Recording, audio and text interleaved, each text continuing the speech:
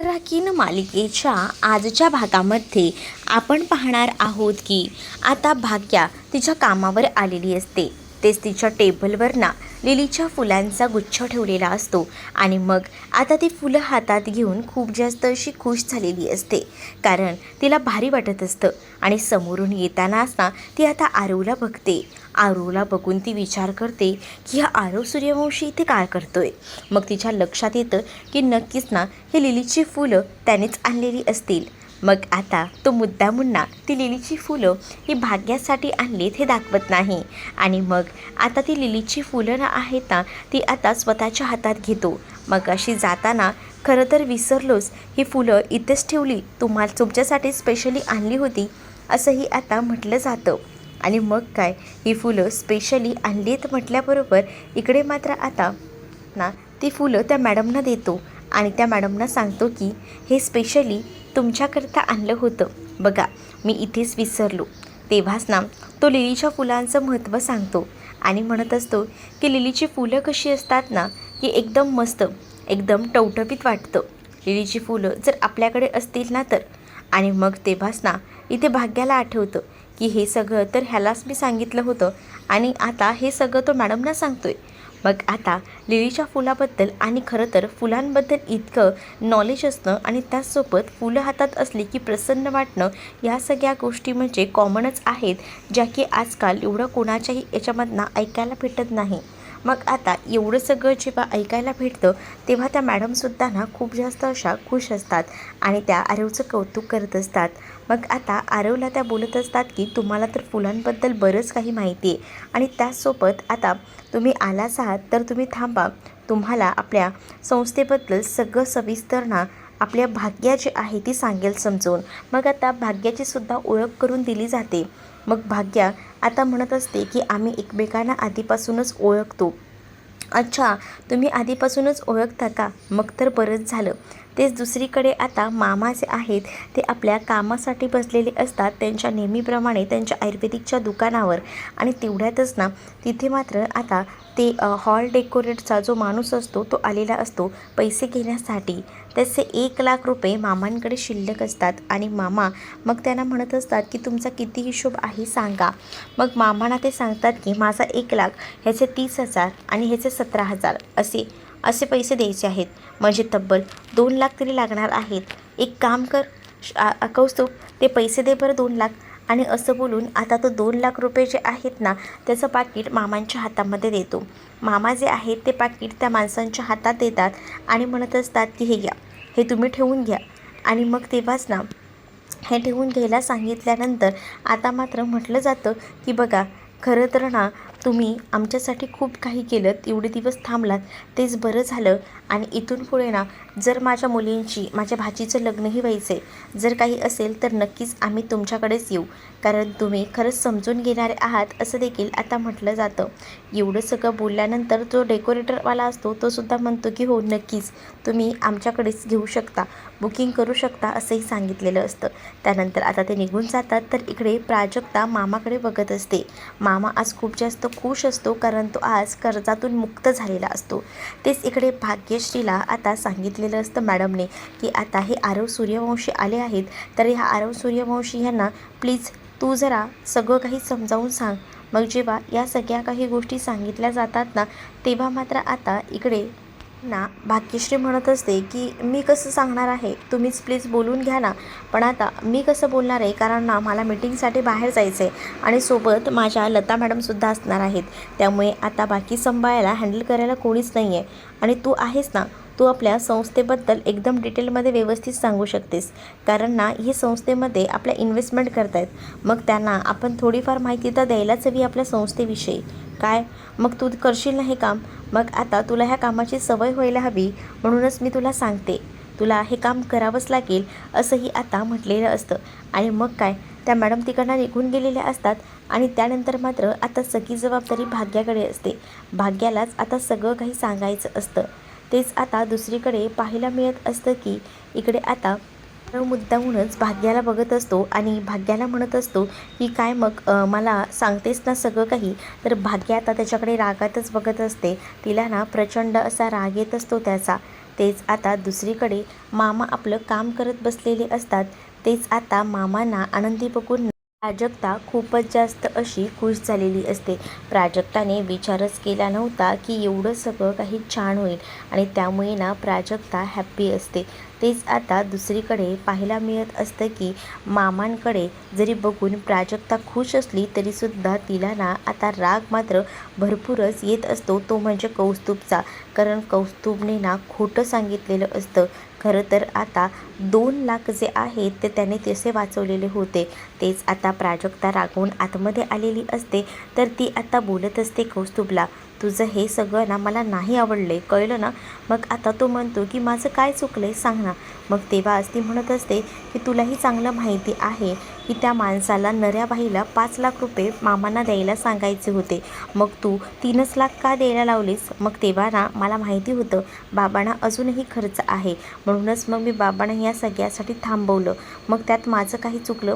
पण आता तुला सांगू का, 20 लाख त्यांनी दिलेत ना, मग अजून त्या सूर्यवंशींनी 2 लाख वाढवून दिले तर काय जाते. त्यांच्याकडे ना अमाप पैसा आहे, तुला सांगतोय ना, त्यांना काही कशाची कमी नाही असंही आता म्हटलं जात असतं. पण बिचाऱ्या प्राजक्ताला या 20 लाखासाठी काय काय सहन करावं लागते हे त्याला कुठे कळते, हे त्याला काहीच कळत नसतं. आणि त्यामुळेच तर ना या सगळ्या काही गोष्टी ज्या आहेत त्या घडून आलेल्या असतात. तर तेव्हा या सगळ्या काही गोष्टी घडून येतात ना, तेव्हा मात्र आता ती म्हणत असते की मला तुझं हे आवडलेलं नाही आहे. हो मला कळतं आहे तुला ह्या सगळ्या गोष्टी माझ्या आवडलेल्या नाही आहेत, पण मी तरी काय करू, मला हे सगळं करावं लागते. तेच आता प्राजक्ता समोर बसलेली असते आणि प्राजक्ताच्या समोर ना बाप्पा असतो. प्राजक्ता आता बाप्पासमोर उभी राहून हात जोडत असते आणि ती म्हणत असते की आज ना मला खरंच खूप बरं वाटते, कारण आज तू माझ्यासोबत आहेस, त्यामुळे मला एकदम निवांत वाटते. आणि सोबतच मी तुला सांगू का, आज किती सगळ्या काही गोष्टी छान झाल्या आहेत. म्हणजेच तुला म्हणून सांगते की बघ ना, आज जे काही झालं ते एकदम परफेक्ट झालं. म्हणजे आज सगळ्या काही गोष्टी होत आहेत त्यामध्ये फक्त तुझाच वाटा आहे. म्हणजेच मामाचं कर्जही फिटलं. मामाला असं वाटतंय की हे सगळं त्याच्यामुळे झालं आहे, सो त्याला वाटू दे, जे काही वाटायचं आहे ना ते वाटू दे. पण मला आज खरंच बरं वाटलं आहे की मामाला इतकं टेन्शन फ्री बघून. नाहीतर मला ना मामाचं टेन्शन होतं, काळजी होती की मामा कसं हँडल होईल या सगळ्यामध्ये. पण मामाने सगळं काही व्यवस्थित हँडल केलं, त्यातच मी खुश आहे असंही देखील आता इथे असणारी प्राजक्ता बोलत असते. प्राजक्ता जेव्हा या सगळ्या काही गोष्टी बोलते तेव्हा मात्र आता इकडे ना ती खूप जास्त खुश असते आणि ती देवाचे आभार मानत असते. कारण तिला आता भाग्याचं चांगलं होतं असं वाटत असतं. ती म्हणतसुद्धा असते की माझ्या बाबतीत काही झालं तरी चालेल, माझ्या आयुष्याचं मी काही ते बघून घेईन, पण इथे ज्या काही गोष्टी होत आहेत ना त्यामुळे मला मात्र बरं वाटते. म्हणजेच आम्ही लहान असताना बोलायचो की आम्ही पाठराखीण आहोत, पाठराखीण आहे म्हणून, पण आता खऱ्या अर्थाने मला पाठराखीण या शब्दाचा अर्थ कळतो आहे. आता ते खरंच सगळं काही होते. भाग्याने मी एकाच घरी म्हणजे एकाच सासरी जाणार आहोत आणि त्यामुळे मला ना भाग्याचं टेन्शन नाही. कारण आरव ना तिच्यावर मनापासून प्रेम करतो, मी त्याच्या डोळ्यात तिच्याविषयीचं प्रेमसुद्धा पाहिलेलं आहे असंही आता म्हटलं जातं. आणि ती आता देवाचे आशीर्वाद वगैरे घेते, कारण तिला ना आता छान वाटत असतं. तेच इकडे आरवला सगळ्या काही गोष्टींना समजावून सांगायचं काम मात्र इकडे असणारी ही आता भाग्या करत असते. भाग्या जेव्हा आता ह्या सगळ्या काही गोष्टी सांगत असते ना तेव्हा मात्र आता तो फक्त हाच एवढंच करत असतो. आरव जेव्हा एवढंच सगळं करत असतो ना तेव्हा मात्र आता तुझं काय चाललं आहे, म्हणजे मला समजेल का, तू असं का वागतोयस ते, म्हणजे माझं काही चुकतं आहे, मी जे काही करतो आहे ते परफेक्ट तर करतो आहे, मला नाही वाटत आहे माझं काही चुकतं आहे. मी उलट तू सांगितलेल्या सगळ्या गोष्टींना ऐकून घेतो आहे आणि तसंच सगळं काही होतं आहे. हो हो मला कळतं आहे ना तू किती माझं ऐकून घेतो आहेस ते. अरे मग माझं काय चुकलं आहे, मी तू जे काही बोलतेस ते ऐकून घेतोच आहे की, असंही आता तो बोलत असतो. पण आता ना खरं तर ना तो मजा घेत असतो. खरं तर त्याला ना आता एकदमच ना भारी वाटत असतं भाग्याकडे बघणं. भाग्यामध्ये तो पूर्णतः हरवून गेलेला असतो. त्याला आता एवढं छान वाटत असतं ना भाग्याकडे बघून की तिच्याकडे बघून नजर हटूच नये, म्हणून तो कंटिन्यू तिच्याकडे बघत राहतो. आणि जसा तो आता तिच्याकडे बघत असतो ना तसं मात्र दुसरीकडे आता पाहायला मिळतं की इकडे आता खूप जास्त अशी शॉपिंग जी आहे ती आता केलेली असते इकडे असणाऱ्या या प्राजक्ताने. प्राजक्ताने हे काय आणलं आहे, असाही विचार ना आता केला जात असतो. मग प्राजक्ताला विचारलं जातं, काय गं प्राजक्ता, हे सगळं काय आहे? तर प्राजक्ता म्हणते की आपण आपल्या ह्या नवीन घरात आलो ना, तेव्हाच मी ठरवलं होतं की आपल्यासाठी ना काहीतरी छान असं स्पेशल करावं. म्हणूनच मी आपल्या घरासाठी काही छान अशा वस्तू मागवल्या डेकोरेशनसाठी. मग आता एक एक करून बॉक्स आहे ना ती ओपन करत असते. आणि जेव्हा एक एक करून ती बॉक्स ओपन करते तेव्हा ते बॉक्समधील सगळं काही सामान एक एक करून उघडलं जातं. आणि हे सगळं बघूनच ना इकडे मात्र मामा खूप जास्त खुश असतात. कारण मामाच्या सगळ्या जुन्या काळातल्या गोष्टी तिने आता दाखवलेल्या असतात. आणि हे सगळं बघून मामासुद्धा धन्य झालेले असतात. मामा म्हणत असतात की किती छान आहे हे सगळं काही.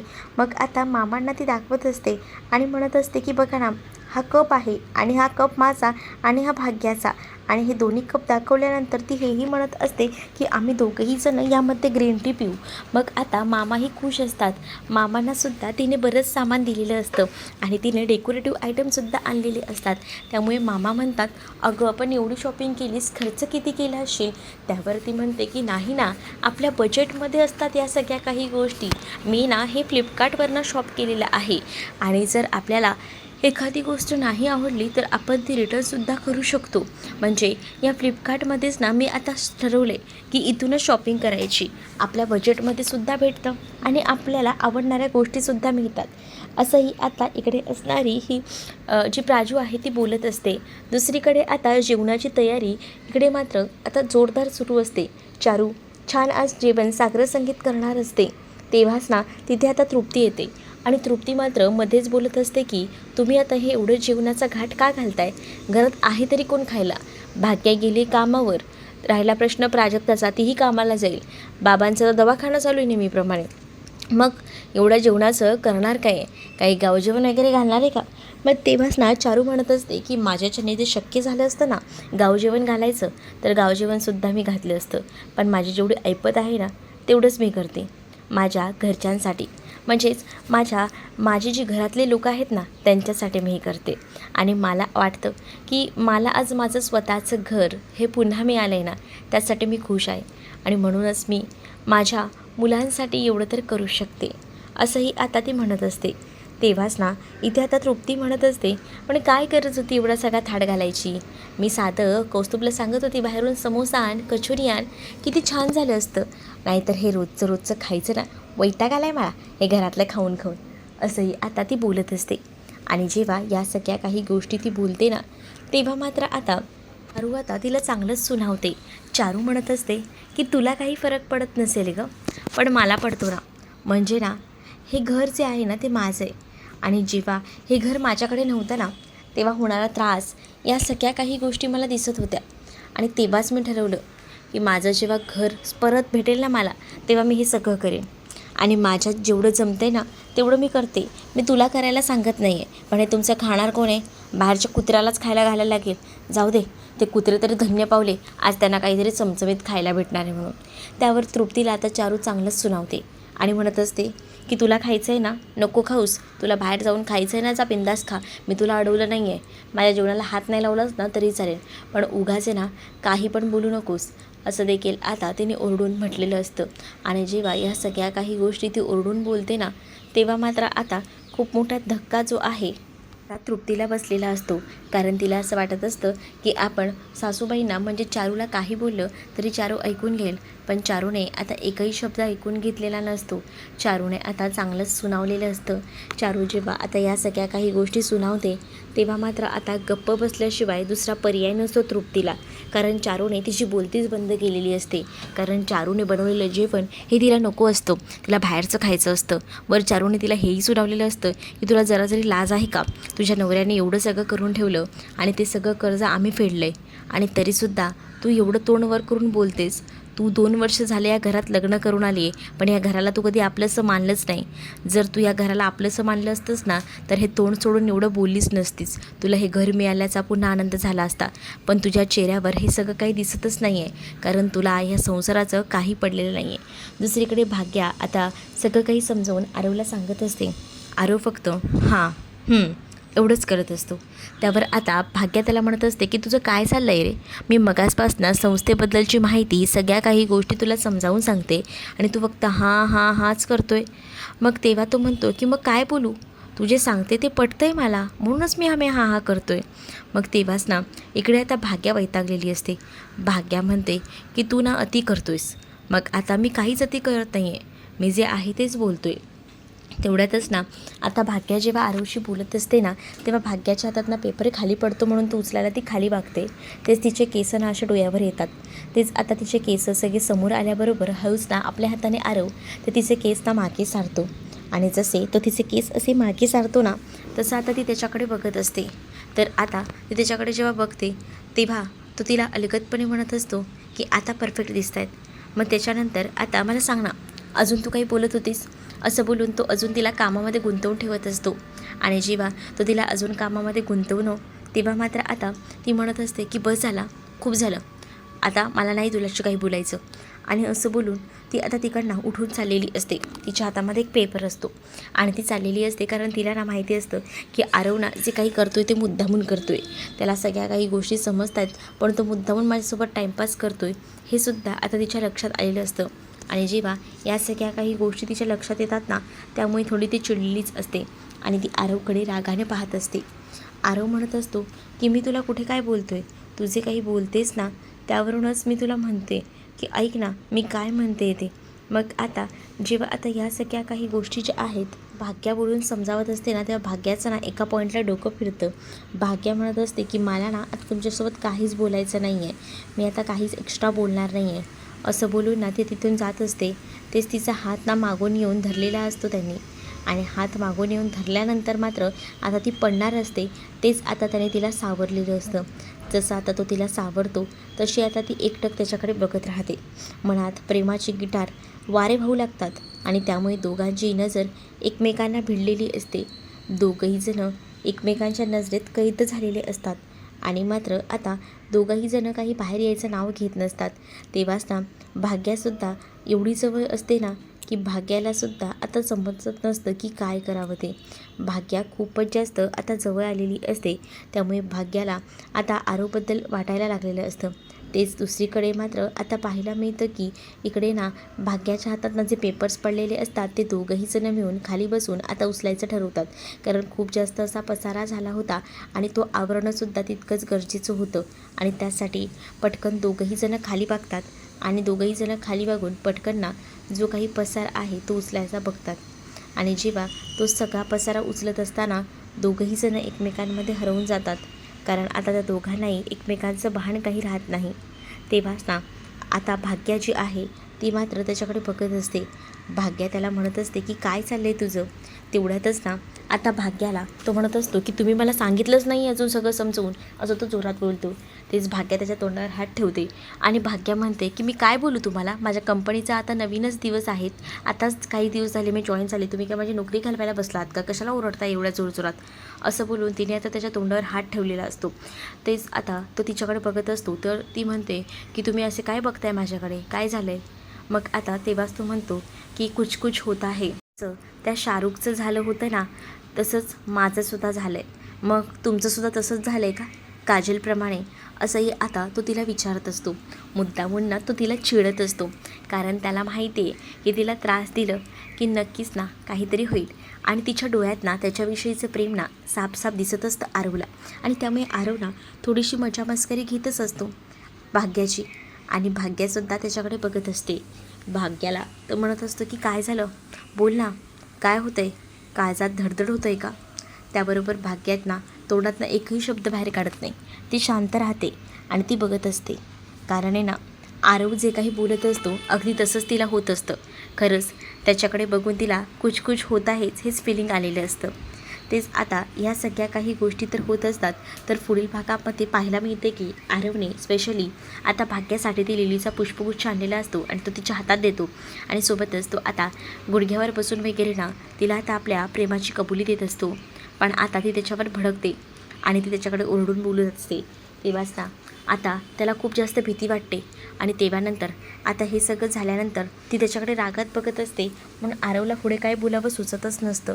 पण नंतर मात्र आता भाग्या घरी जाते आणि भाग्याने जाताना ना मिठाईसुद्धा नेलेली असते. भाग्या आता सगळ्यांचं तोंड गोड करते. मामीलाही बरं वाटतं आणि मामीनी सगळ्यांना पेढा भरवलेला असतो, भाग्यालाच काही प्राजक्तालासुद्धा. आणि मग प्राजक्ता विचार करते की आज घर मिळाले त्यामुळे घरात सगळ्यांनाच किती आनंद झाला आहे आणि मला ना ह्यांचा असाच आनंद बघायचा आहे. यांच्या चेहऱ्यावरचा असा आनंद बघण्यासाठी मी खूप जास्त आसुसलेली होते आणि आज फायनली तो दिवस माझा पूर्ण झाला आहे असंही आता म्हटलं जात असतं. आणि जेव्हा या सगळ्या काही गोष्टी बोलल्या जातात ना तेव्हा मात्र आता खूपच छान वाटत असतं. तर तुम्हाला हा भाग कसा वाटला हे नक्कीच मला कमेंटमध्ये सांगा आणि अशाच नवनवीन भागांसाठी आपल्या चॅनलला सबस्क्राईब नक्कीच करा. चला तर मग भेटूया पुढच्या भागामध्ये. तोपर्यंत टाटा बाय.